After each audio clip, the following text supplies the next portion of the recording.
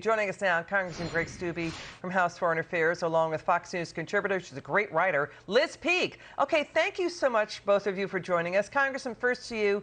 Democrats hitting the panic button. They're calling for a full caucus meeting with the White House tomorrow, 9 a.m. Eastern time on messaging. What are they going to come up with? Well, probably nothing the American people are going to understand or support. And the Fed Reserve chairman say they didn't see these inflationary numbers. We've been seeing them ever since Joe Biden took the White House. When you dump trillions upon trillions on the economy, this is exactly the result that you're going to get. This is exactly the result of the Biden, the Democratic policies in the Congress and the Senate.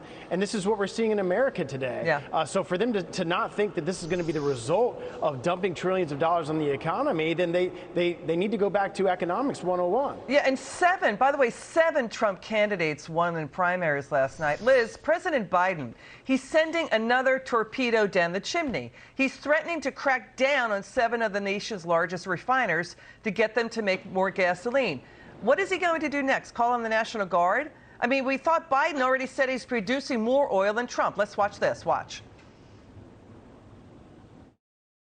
Oil companies need to step up. We are calling on them to do the right thing, to be patriots here, and not to use the war as an excuse or as a reason to not put out a production, to not do the capacity that is needed out there, so that the prices can come down.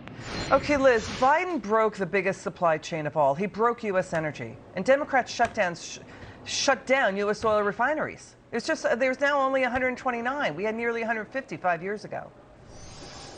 Yeah, Liz, we're down about 1 million barrels a day in terms of refining capacity. And partly that was just because demand turned down and oil companies were faced with making decisions. Did they invest in money-losing operations, which they were a couple of years ago, when the government is telling them and the incoming president has promised to shut down their business? I don't think Joe Biden gets it. When you say you're going to put fossil fuel industry out of business, who in their right mind is going to step up and pour millions upon millions of dollars into building a new refinery? If EVs are the future, great, let's see that happen. But the truth is, right now, he is really hurting the energy industry.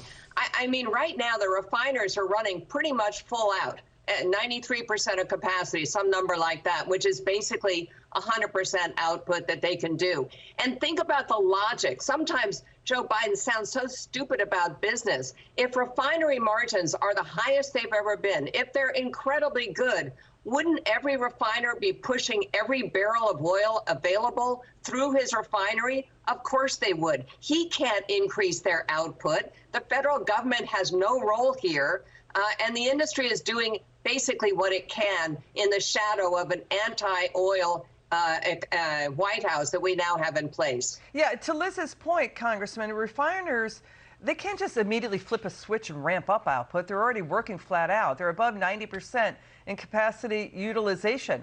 And he's forcing them to reconfigure to make green energy biofuels. So he's blaming refiners, he's blaming Putin, but Russia's pumping flat out, and Biden is enriching our enemies while impoverishing U.S. consumers. His policies create more dirty oil produced by foreign countries. Yeah, from day one, that's exactly what they've done. Look at all the executive orders that he put in place. And you want to talk about being patriotic?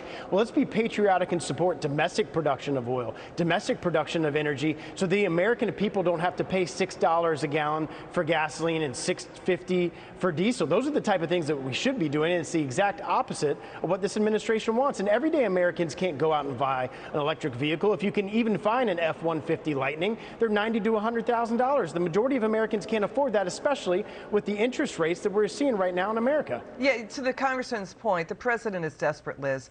Biden's consumer sentiment rating from the University of Michigan is now worse than Jimmy Carter. I mean, we've got Hispanics, millennials, women walking away from him. The Democrats don't want to endorse him. And it's his own fault. Biden's misleading messaging is to blame for his tanking polls. I actually think that that's true. Liz, if you look at his honesty ratings from the American people, they've gone seriously underwater. He started out in pretty good shape. And then all the lying about how Build Back Better was the way to cure inflation. Sure, spend another $3 to $5 trillion on top of already having spent trillions of dollars. That's going to bring prices down. all these speeches he's made recently about how consumer debt is going down and wages are going up and how savings are going up. It's not true. I don't know who's writing his material, but he's actually lying to the American people. And guess what? We're not stupid. We know it. And all this blaming of all these industries, meat processors, and now the refiners and the shipping companies, come on, it's not real. And I think, yes, he's totally desperate. And now he's going to Saudi Arabia, a country that he has been unbelievably dismissive of and antagonistic towards, to try and beg for oil. Utter humiliation and really an embarrassment for our country.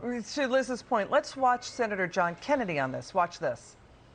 President Clinton appointed what one commentator called this week a bunch of high IQ, stupid people. In other words, they were well educated but no common sense. President Biden has appointed whack jobs. I mean, it's like these people dropped acid in an outback parking lot. You can't reason with them. They are just so woke, and that's the difference, in my opinion, and why they haven't course corrected.